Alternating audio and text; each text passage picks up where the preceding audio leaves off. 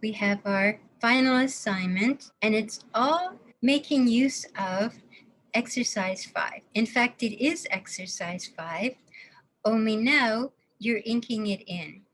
And the inking in process involves inking in the outlines and inking in and hatching your cast shadows. So you can see in this example that she has done a number of things here. She's put in her shadows with very even vertical lines. Notice too at the top of her bed, it's best if you don't put that line in. These lines are good. Those ones that go up and over. They go on top of the bed and then they roll over because they indicate soft furnishings. She didn't put a hard line. That was very good. She put a broken line. But it would be better not to put that line in at all because it is a soft furnishing. And she continued her shadow all the way down from the top of the mattress, all the way down to include the shadow on the floor. She should have put this in shadow as well. What you don't want to do is to crosshatch. These must remain vertical. The reason for that is that the predominant line within the whole drawing is a vertical line. So this now becomes part of the background. It doesn't become the focus. What becomes the focus are things that aren't straight, things that are curved, things that are small, and things that are detailed. But this massing in looks terrific when you render over top. And that's exactly what we're doing here. We're preparing this drawing as if it were to be rendered. We're not rendering it this term, but in your next term, you will be rendering them. That's why we're focusing on this so much, is so that this term will prepare you for what you're going to be doing in your next term. Also, she should have some shadow under her bedside table. But overall, this is a successful drawing. I don't see that she has the angled shadows on her bookshelf. And when I was marking your latest work, I noticed that some people left that out as well. So go back and have a look at that. She's handled this very well. This idea of putting in your shadows in the corner of the room. She just started in the corner and then let go of it. She stopped it. You can see there's a little bit over there. I think in her photograph it got a little blasted out. She did put a little bit over there. What I'm missing is something over here. This is pointing at it, and there's nothing here to keep me from leaving the picture. A vertical, something on the vertical. I put two pictures in mine, but when you do your final home staging, and that's what this part of the exercise involves as well, is you doing a little more home staging, then you can do that. You can think back and say, okay, how am I directing the eye through my composition? So here I'm creating a focus, all these small details and shapes that aren't most common in the room. And then I'm moving over here, which is very tiny, very detailed, very different than the big open space of the bed.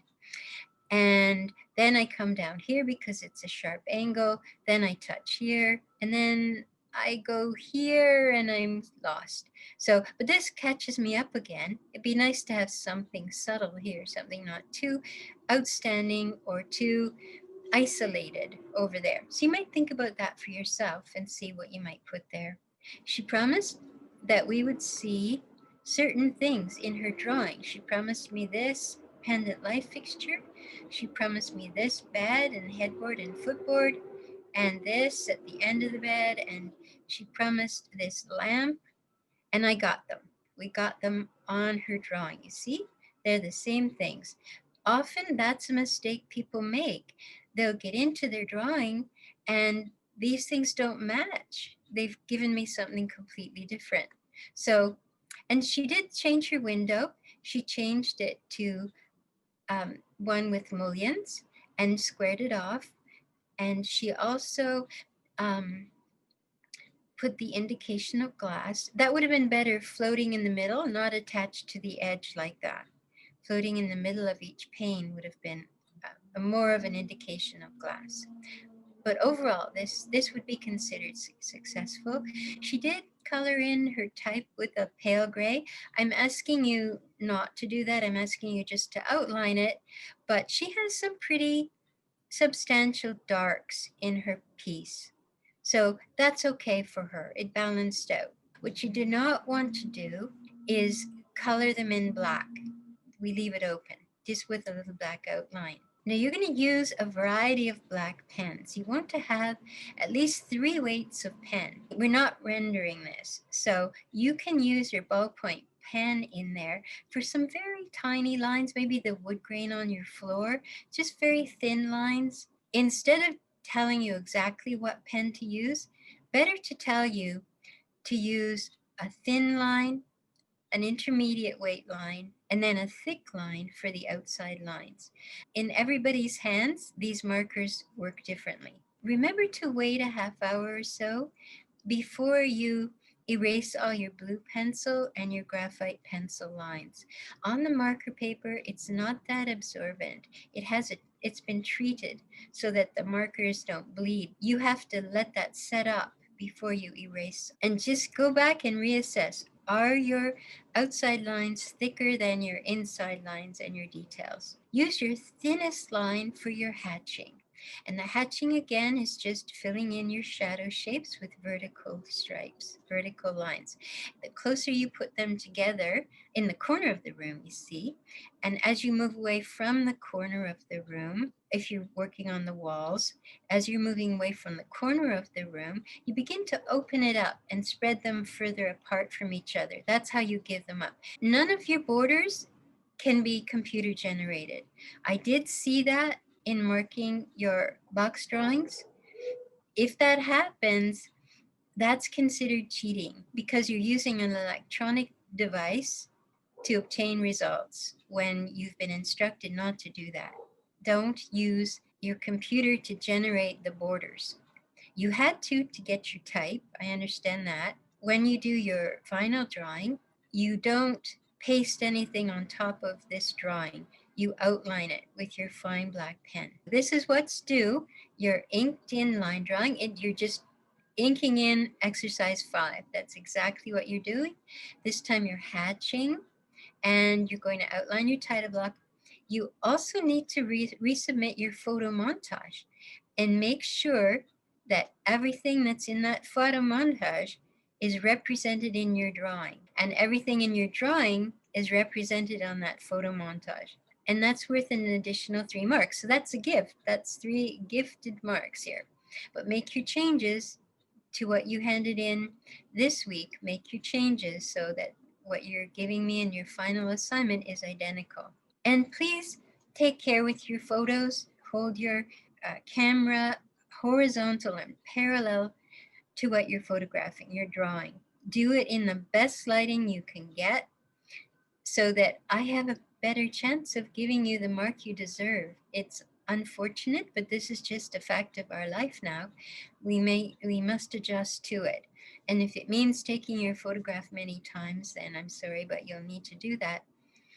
And some of you are doing that, and it's turning out beautifully. I'm getting some really good results. So thank you for that. I know that it wasn't easy, and I truly appreciate it. And I'm still getting some that are sideways. Not too many upside down ones anymore, but I cannot mark your work sideways. So, and I am deducting marks for that. So see, here we are. I'm still getting wrong file types, and I'm still getting people not giving me a combined PDF. And sometimes the work is so poorly photographed still, I can't mark it. If it's upside down or back sideways or backwards. Do you know there's the IT? We have a magnificent IT staff. All you have to do is email service desk at Sheridan College, and they will help you. They'll help you with this. They'll help you with any kind of problem you're having with tech. So please give them a shout. And if you're still struggling with this, they're going to walk you through it. So they're really excellent. Okay, so that's a general view. See if we've seen an example. Now this, you only have 1 week, but It does take a lot of time if you do a little bit. I recommend you do a little bit every day. How I would do it is to outline everything with my thin pen, everything. And then I would go back and deliberately outline everything thickly with the Sharpie, all the outside lines.